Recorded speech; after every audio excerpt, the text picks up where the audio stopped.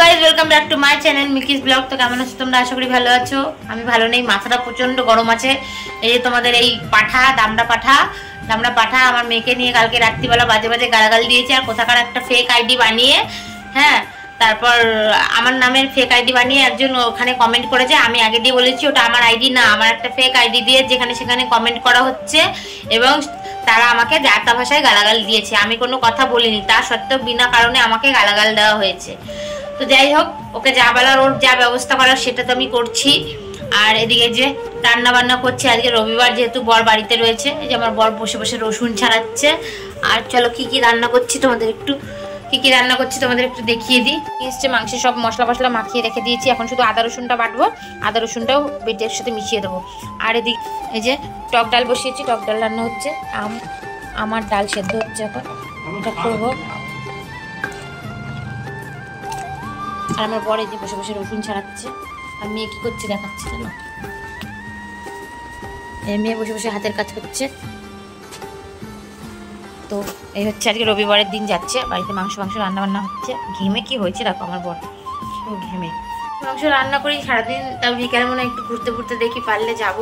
গলায় দেখো গরমে কি হয়েছে আমার, যেন একটা ক্যান্ডিড পাউডার একজন বললো পাউডারটা ভালো, ওগুলো লাগাচ্ছি, দেখি কমে নাকি। তাও সারাদিন কি করছি না করছি দেখতে থাকো, সঙ্গে থাকো। গরম গরম মাংস কষানো হচ্ছে, যারা একটা মজা দেখবে।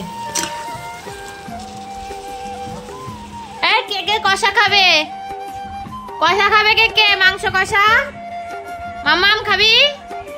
আর একজন মুন্ডু নাড়াচ্ছে দেখো, কষা খাওয়ার লোক, ওই যে ওই কোনায় বসে রয়েছে। বাবাই মাংস খাবি না কষা? ও আবার খাবে না। দাঁড়া, বাপ বেটি মিলে এই যে সারাদিন বসে বসে কার্টুন দেখবে, বই দেখবে। এই রে তুমি গান চালাচ্ছ, আমার তো কপিরাইট আসবে।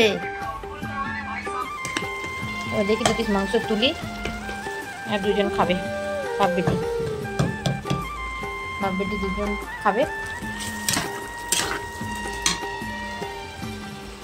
এ নাও ওঠো উঠে বসো, গান বন্ধ করো, গান বন্ধ করো আগে। এ নাও, তুমি আর মেয়ে খাও, দুটো দিয়েছি, ওকে একটু খাইয়ে দাও। হবে না, আমি একটু দেখো, আমার কষা দিয়ে ভাত খেতে খুব ভালো লাগে, একটু কষা দিয়েছি মশলা দিয়ে, আর দুটো ভাত খাবো। এরা আবার মাংস খাচ্ছে। হ্যাঁ বাবা, খানিকটা ছিঁড়ে যাবে, রেখে দাও। রান্না বান্না হয়ে গেছে, মাংস রান্না করা হয়ে গেছে। এখন এই পাখাটাকে মোছা করালাম বরকে দিয়ে, কারণ পাখাটা ঝুল জমে গেছিলো, তো যার জন্য হাওয়া কম হচ্ছিল। পাখাটা মোছা করালাম, আর এখন এই যে বিছানার চাদরটা চেঞ্জ করে এখন এটা পাতবো। আর্ধেক পেতে বসে রয়েছি, এখন পাতবো চাদর।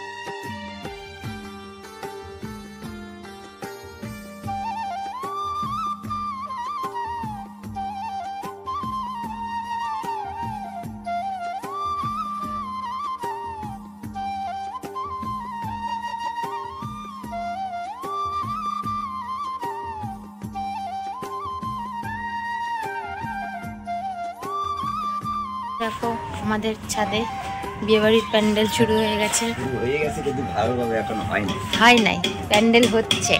আমাদের স্বর্ণা ম্যাডামের বিয়ে, সারাদিন ব্লগ শুরু করেছি, ক্লিপ নিতেই ভুলে গেছি। এখন এই বিকেলবেলা একটু ছাদে আসলাম হাওয়া খেতে, ছাদে এসে দেখছি পুরো ছাদ রিজার্ভ হয়ে গেছে, প্যান্ডেল করা শুরু হয়ে গেছে।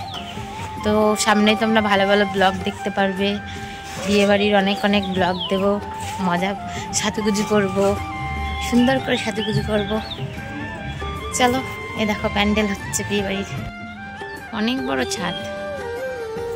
তো গাইস ভিডিওটা শেষ করা হয়নি, চলো ভিডিওটা শেষ করি। এই যে মেয়ে বসে বসে এখন মাংস খাচ্ছে, বলছে মা শুধু মাংস দাও, শুধু মাংস খাবো। বসে বসে মাংস খাচ্ছে। এতক্ষণ আঁকার স্কুলে গেছিলো, একে আসলো, এখন বসে বসে মাংস খাচ্ছে। দিয়ে চলো ভিডিওটা এই পর্যন্তই ছিল। ভিডিওটা যদি ভালো লাগে লাইক কমেন্ট সাবস্ক্রাইব অবশ্যই করে দিও, পাশে থাকা বেল আইকনটা অন করে বাজিয়ে দিও। আজকের মতো টাটা, সবাই ভালো থেকো।